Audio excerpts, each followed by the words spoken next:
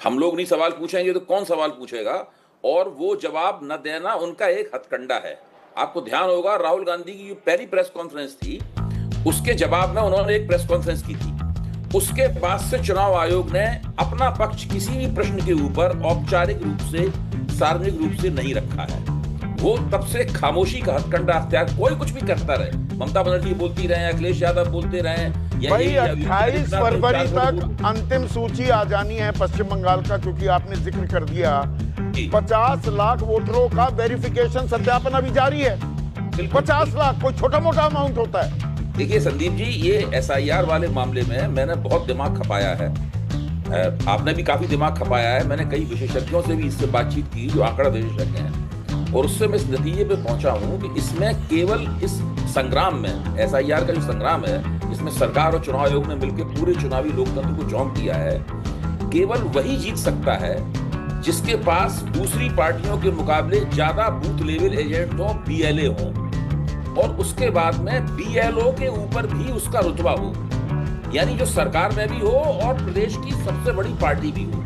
नहीं, यहाँ पर ये सवाल, ये पिछला सवाल लीजिएगा, बांदावासी हैं कि जब सबूत दिए जा रहे हैं फॉर्म 6 और फॉर्म 7 के आंकड़ों के जरिए, तो उन पर जवाब देने में क्या हर्ज है? आरोप के बाद भी चुनाव आयोग मौन क्यों है? ये जगनायक यादव है, बांदावासी सवाल पूछ रहे हैं। मेरा कहना यह है कि ये उनकी एक नई ट्रिक है। जब उन्होंने राहुल गांधी की प्रेस कॉन्फ्रेंस के जवाब दिए तो उस चक्करों में फंस गए थे, अपनी ही बनाई हुई फंदे में फंस गए थे। उन्होंने सोचा कि हम कोई जवाब ही नहीं देंगे, जो मन में आए करते बने तो कर ले। वो किसी बात का कोई जवाब नहीं देते, सुप्रीम कोर्ट के आदेशों में कोई प्रतिक्रिया नहीं करते, किसी नेता के किसी आरोप पर प्रतिक्रिया नहीं करते, कुछ नहीं करते।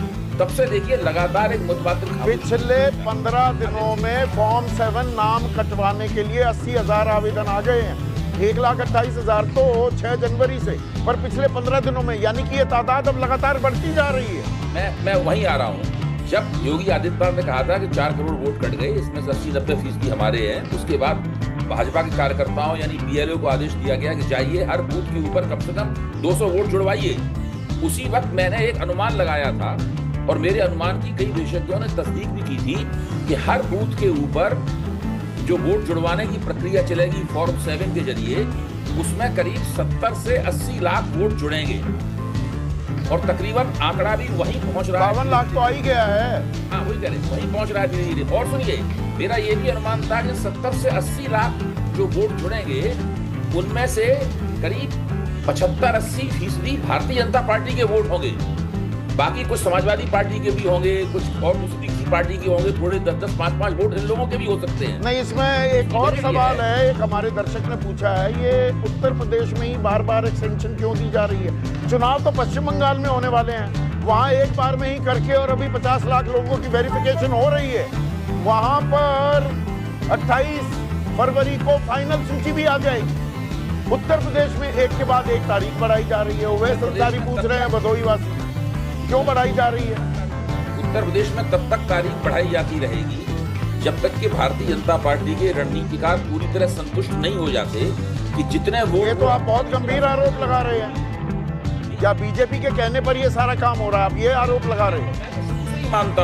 मैं तो शुरू से ही मानता हूँ कि जो BLO होता है, बूथ लेवल ऑफिसर जो है, बूथ लेवल ऑफिसर के साथ में भारतीय जनता पार्टी का पन्ना प्रमुख सक्रिय रूप से काम करता है, और वो उसके कान में फुसफुसाता है। कभी कभी BLO की बात मानने से इनकार भी कर देता है, इसके प्रमाण हम लोगों के सामने कई बार आ चुके हैं। लेकिन ज्यादातर तो ये नाम बढ़ाने का एक सोची समझी रणनीति के तहत काम किया जा रहा है। देखिए, आरोप बहुत गंभीर है, और अभय दुबे साहब जितने जिम्मेदार पत्रकार हैं, इतना गंभीर आरोप लगाने से पहले इनको सोचना चाहिए कि क्या कह रहे हैं, और अगर आरोप लगा रहे हैं तो इनको PIL अपने नाम से सुप्रीम कोर्ट में केस डालना चाहिए, और कानूनी हर चीज का हल मलूक भाई काम करना चाहिए।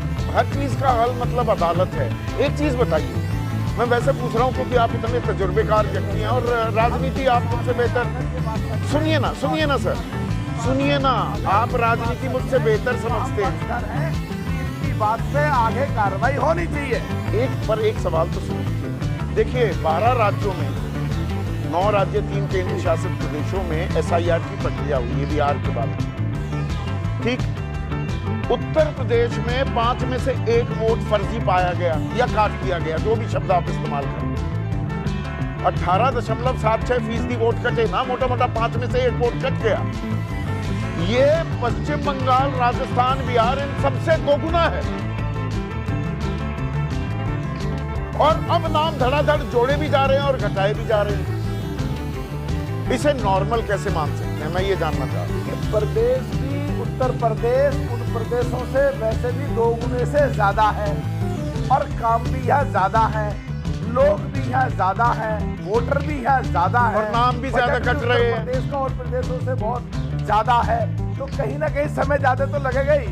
पर अगर तो कहीं पे कोई गलती ये हो रही है, रॉकेट तो साइंस, ये साफ रॉकेट खड़े साइंस रहना था। सबके ये मैं पहले दिन से, मलूक भाई और आप मुझसे झगड़ा किया करते थे, मैं पहले दिन से कह रहा था ऐसी आफत क्यों मचाई हुई है, ऐसी आय तौबा क्यों मचाई हुई है, किस पंडित जी ने, किसने शुभ मुहूर्त निकाला और 1 महीने का टाइम बांधा था। गोल गोल घूम गया, खुद उलझ रहा है चुनाव आयोग, सवाल के जवाब देते नहीं बन रहा, मौन व्रत संदेह पैदा करता है।